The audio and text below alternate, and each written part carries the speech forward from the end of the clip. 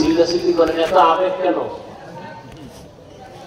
প্রত্যেকটা বিষয় একটা আদব আছে, কথা বলার আদব আছে, বসার আদব আছে, হাত পা নাড়াচাড়া করার আদব আছে।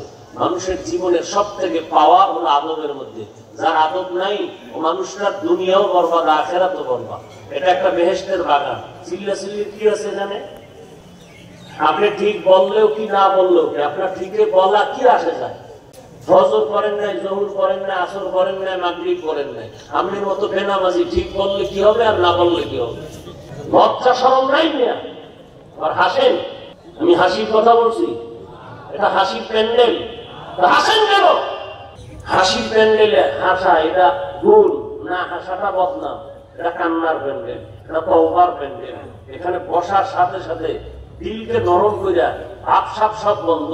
আল্লাহ তুমি নিয়ে আসছো, জোর করে আসতে পারি নাই, গুনাহ লয়ে ঢুকছি, গুনাহ থেকে তওবা করে ফিরতে পারি কিনা, এই পেরেশানি থাকলে সে হাসবে কেন? সে মোবাইল নিয়ে ব্যস্ত থাকবে কেন?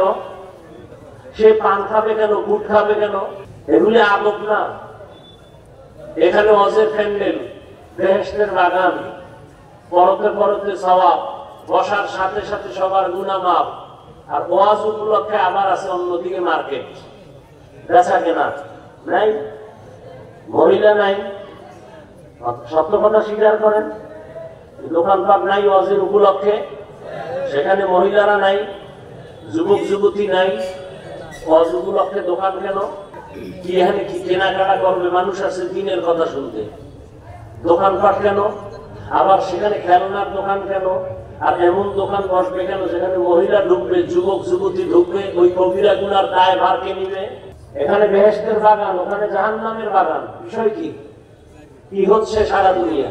এখানেই না, সারা দেশ জুড়ে দেখলাম সব জায়গায় ওয়াজের পাশে আড্ডা চলে, নারী পুরুষের মার্কেট চলে, যন্ত্রণা। বাংলাদেশে একটা জায়গা আমি পেয়েছি, একমাত্র এক জায়গা যেখানে লক্ষ লক্ষ লক্ষ মানুষ আল্লাহর দ্বীন নিয়ে আলোচনা করে শুনে। শত শত দোকান, খেলনার দোকান নাই, বেলুনের দোকান নাই, জিকির আজকার চলতেছে, দ্বীনের বয়ান চলতেছে, একটা মহিলা নাই, যুবতী নাই, একটা বাচ্চা মেয়েও নেই। সির্ফ এক জায়গা আছে বাংলাদেশে। কোথায়? কোথায়? গিয়ে দেখো, লক্ষ লক্ষ মানুষ, একটা বাচ্চা মেয়ে নাই। 3-4 মানুষ থাকে সেখানে, একটা বাচ্চা মেয়ে পাবে না। পাশে হিন্দুর বাড়ি, এরাও পর্দা টানায় থাকে। হজের পরে একটা বেলুন লয়ে বাড়ি যায়, বউকে কি আনছো? এই যে মোনাজাতে বেলুন কবুল করাই নিয়েছে। মানুষ এতটা নিম্নে চলে গেছে যা ভাষা নাই বলা। মোবাইল একটা আলু দিয়ে ধরে রাখছে, দেখায় আমি বিদেশ থেকে মোবাইল নিচ্ছি, দেখো আমারে। একটা লোক দাঁড়ায় আমাকে যৌক্তিক জবাব দিতে পারবেন? আপনি মোবাইল হাতে নিছেন কেন? আমাকে যৌক্তিক কোন একটা জবাব দিতে পারবেন? আপনার সেই বুদ্ধি আছে? বেহেশতের বাগানে ঢুকছেন ঠিক, কপাল খারাপ। এখানে আসতে কপাল লাগে, বসতে কপাল লাগে, মোনাজাত দিয়ে কান্নাকাটি করে যেতে কপাল লাগে। যে রসুলকে এক নজর দেখলে জাহান্নাম হারাম, যে রসুলকে এক নজর দেখলে পেটে ক্ষুধা থাকে না, নিমক হারাম বেঈমান রসুলকে সে 13 বছর দেখলো, কালেমা করেন, এর নাম কপাল।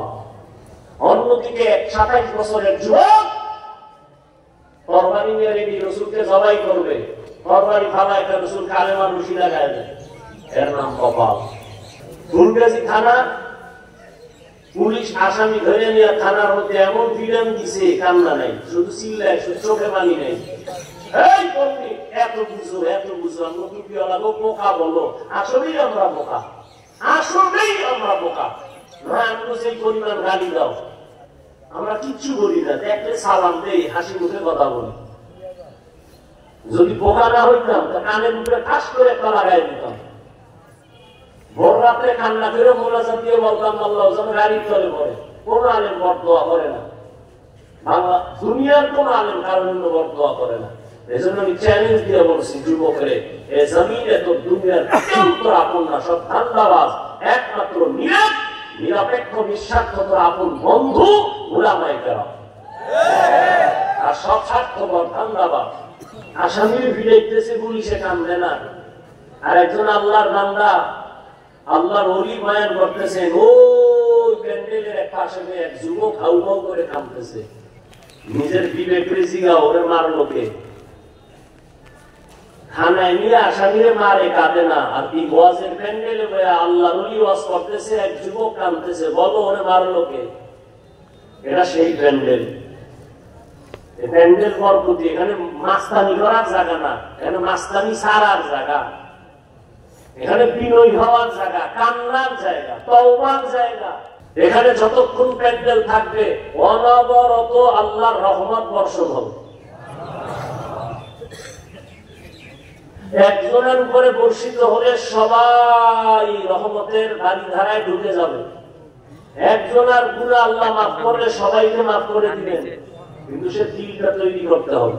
দুনিয়ার সব মাস্তানরা দিন বদলের স্লোগান দেয়, বিলবোর্ডে লেখা দিনকে বদলে দাও, পত্রিকায় লেখা দিনকে বদলে দাও। আর সমস্ত আম্বিয়া কেরাম, ওলামায়ে কেরামের ভিন্ন আওয়াজ, দিন নয় দিলকে বদলাও, দিলকে বদলে দাও। দিল বদলায় গেলে দিন অটো বদলে যাবে।